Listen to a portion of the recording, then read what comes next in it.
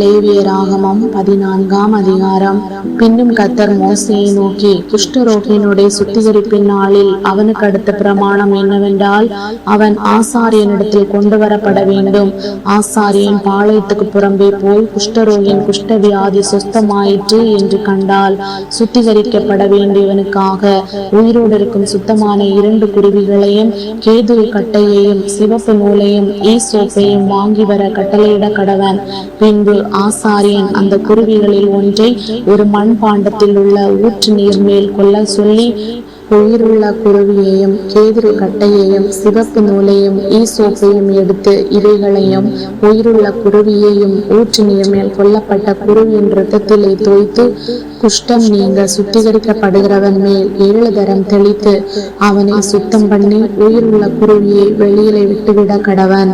சுத்திகரிக்கப்படுகிறவன் தன் வஸ்திரங்களை தோய்த்து தன் மயிர் முழுவதையும் சிரைத்து தான் சுத்தமாகும்படி ஜலத்தில் ஸ்நானம் பண்ணி பின்பு பாளையத்தில் பிரவேசித்து தன் கூடாரத்துக்கு புறம்பே 7 நாள் தங்கி 7ஆம் நாளிலே தன் தலையையும் தாடியையும் புருவங்களையும் தன்னுடைய மயிர் முழுவதையும் சிரைத்து தன் வஸ்திரங்களை தோய்த்து ஜலத்தில் ஸ்நானம் பண்ண வேண்டும். அப்பொழுது சுத்தமாயிருப்பான். 8ஆம் நாளிலே அவன் பழுதற்ற 2 ஆட்டுக்குட்டிகளையும் 1 வயதான பழுதற்ற ஒரு பெண்ணாட்டுக்குட்டியையும் போஜன பலிக்காக எண்ணெயிலே பிசைந்த 1 மரக்காலில் 10இல் 3 பங்காகிய மெல்லிய மாவையும் ஆளாக்கு எண்ணெயையும் கொண்டு வர கடவன். சுத்திகரிக்கிற ஆசாரியன் சுத்திகரிக்கப்படும் மனிதனையும் அவ்வஸ்துக்களையும் ஆசரிப்பு கூடார வாசலிலே கர்த்தருடைய சந்நிதியில் நிறுத்த கடவன். பின்பு ஆசாரியன் ஒரு ஆட்டுக்குட்டியை பிடித்து அதையும் அந்த ஆளாக்கு எண்ணெயையும் குற்ற நிவாரண பலியாக கொண்டு வந்து கர்த்தருடைய சந்நிதியில் அசைவாட்டும் பலியாக அசைவாட்டி பாவ நிவாரண பலியும் சர்வாங்க தகன பலியும் இடும் பரிசுத்த ஸ்தலத்திலே அந்த ஆட்டுக்குட்டியை கொல்ல கடவன். குற்ற நிவாரண பலி பாவ நிவாரண பலியை போல ஆசாரியனுக்கு உரியது, அது மகா பரிசுத்தமானது.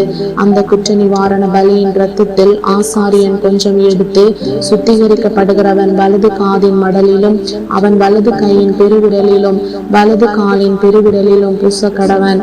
பின்பு ஆசாரியன் அந்த ஆளாக்கு எண்ணெயிலே கொஞ்சம் தன் இடது கையில் வார்த்து தன் இடது கையில் உள்ள எண்ணெயில் தன் வலது கையின் விரலை தோய்த்து தன் விரலினால் 7 தரம் அந்த எண்ணெயில் எடுத்து கர்த்தருடைய சந்நிதியில் தெளித்து தன் உள்ளங்கையில் இருக்கிற மீதியான எண்ணெயிலே கொஞ்சம் எடுத்து சுத்திகரிக்கப்படுகிறவன் வலது காதின் மடலிலும் அவன் வலது கையின் பெருவிரலிலும் வலது காலின் பெருவிரலிலும் முந்த பூசி இருக்கிற குற்ற நிவாரண பலியினுடைய இரத்தத்தின் மேல் பூசி தன் உள்ளங்கையில் இருக்கிற மீதியான எண்ணெயை சுத்திகரிக்கப்படுகிறவன் தலையிலே வார்த்து கர்த்தருடைய சந்நிதியில் அவனுக்காக பாவ நிவர்த்தி செய்ய கடவன். ஆசாரியன் பாவ நிவாரண பலியையும் செலுத்தி சுத்திகரிக்கப்படுகிறவனின் தீட்டு நீங்க அவனுக்கு பாவ நிவர்த்தி செய்த பின்பு சர்வாங்க தகன பலியை கொன்று சர்வாங்க தகன பலியையும் போஜன பலியையும் பலிபீடத்தின் மேல் வைத்து அவனுக்காக பாவ நிவர்த்தி செய்ய கடவன். அப்பொழுது அவன் சுத்தமாயிருப்பான். அவன் இம்மாத்திரம் செய்ய திராணியற்ற தரித்திரனாயிருந்தால் அவன் தன் பாவ நிவர்த்திக்கென்று அசைவாட்டும் குற்ற நிவாரண பலியாக ஒரு ஆட்டுக்குட்டியையும் போஜன பலிக்கு எண்ணெயில் பிசைந்த 1 மரக்கால் மெல்லிய மாவிலே 10இல் 1 பங்கையும் ஆளாக்கு எண்ணெயையும் தன் திராணிக்கு தக்கபடி 2 காட்டு புறாக்களையாவது 2 புறா குஞ்சுகளையாவது ஒன்று பாவ நிவாரண பலியாகவும் மற்றொன்று சர்வாங்க தகன பலியாகவும் செலுத்தும்படி வாங்கி தான் சுத்திகரிக்க படும்படி 8ஆம் நாளில் ஆசரிப்பு கூடார வாசலையே கர்த்தருடைய சந்நிதியில் ஆசாரியனிடத்துக்கு கொண்டு வருவானாக.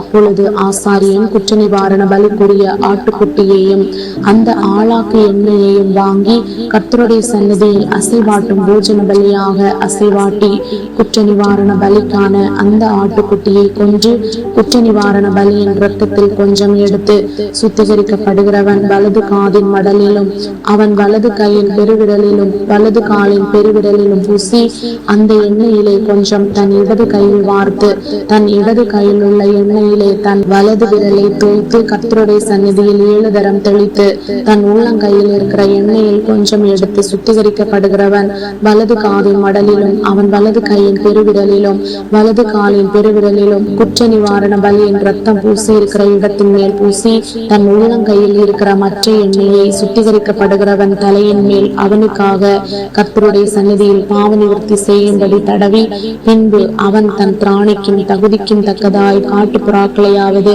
புறா குஞ்சுகளையாவது கொண்டு வந்து அவைகளில் ஒன்றை பாவ நிவாரண பலியும் மற்றொன்றை சர்வாங்க தகன பலியுமாக்கி போஜன பலியோட கூட செலுத்தி, இப்படியே ஆசாரியன் சுத்திகரிக்கப்படுகிறவனுக்காக கர்த்தருடைய சந்நிதியில் பாவ நிவர்த்தி செய்ய கடவன். தன் சுத்திகரிப்புக்கு வேண்டியவைகளை சம்பாதிக்க கூடாத குஷ்டரோகியை குறித்த பிரமாணம் இதுவே என்றார். இன்னும் கர்த்தர் மோசேயையும் ஆரோனையும் நோக்கி, நான் உங்களுக்கு காணியாட்சியாக கொடுக்கும் கானான் தேசத்திலே நீங்கள் போய் சேர்ந்த பின்பு உங்கள் காணியாட்சியான தேசத்தில் ஒரு வீட்டிலே குஷ்ட தோஷத்தை நான் வர பண்ணினால், அந்த வீட்டிற்கு உடையவன் வந்து வீட்டிலே தோஷம் வந்திருக்கிறதாக தோன்றுகிறது என்று ஆசாரியனுக்கு அறிவிக்க கடவன். அப்பொழுது வீட்டில் உள்ள யாவும் தீட்டுப்படாதபடிக்கு ஆசாரியன் அந்த தோஷத்தை பார்க்க போகும் முன்னே வீட்டை ஒளித்து வைக்கும்படி சொல்லி, பின்பு வீட்டை பார்க்கும்படி போய் அந்த தோஷம் இருக்கிற இடத்தை பார்க்க கடவன். அப்பொழுது வீட்டு சுவர்களிலே கொஞ்சம் பச்சையும் கொஞ்சம் சிவப்புமான குழி விழுந்திருந்து அவைகள் மற்ற சுவரை பார்க்கலாம் பள்ளமாயிருக்க கண்டால், ஆசாரியன் வீட்டை விட்டு புறப்பட்டு வாசற்படியிலே வந்து வீட்டை 7 நாள் அடைத்து வைத்து 7ஆம் நாளிலே திரும்ப போய் பார்த்து தோஷம் வீட்டு சுவர்களில் படர்ந்ததென்று கண்டால், தோஷம் இருக்கும் அவ்விடத்து கல்லுகளை பெயர்க்கவும் பட்டணத்துக்கு புறம்பே அசுத்தமான ஒரு இடத்திலே போடவும் அவன் கட்டளையிட்டு, வீட்டை உள்ளே சுற்றிலும் செதுக்க சொல்லி செதுக்கி போட்ட மண்ணை பட்டணத்துக்கு புறம்பே அசுத்தமான ஒரு இடத்திலே கொட்டவும், வேறே கல்லுகளை எடுத்து வந்து அந்த கல்லுகளுக்கு பதிலாக கட்டி வேறே சாந்தை எடுத்து வீட்டை பூசவும் கட்டளையிடுவானாக. கல்லுகளை பெயர்த்து வீட்டை செதுக்கி நவமாய் பூசின பின்பும் அந்த தோஷம் திரும்ப வீட்டில் வந்ததானால் ஆசாரியன் போய் பார்க்க கடவன். தோஷம் வீட்டில் படர்ந்ததானால் அது வீட்டை அரிக்கிற குஷ்டம், அது தீட்டாயிருக்கும். ஆகையால் வீடு முழுவதையும் இடித்து அதன் கல்லுகளையும் மரங்களையும் அதன் சாந்து எல்லாவற்றையும் பட்டணத்துக்கு புறம்பே அசுத்தமான இடத்திலே கொண்டு போக வேண்டும்.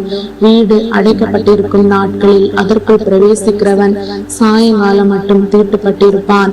அந்த வீட்டிலே படுத்தவன் தன் வஸ்திரங்களை துவைக்க கடவன். அந்த வீட்டிலே சாப்பிட்டவனும் தன் வஸ்திரங்களை துவைக்க கடவன்.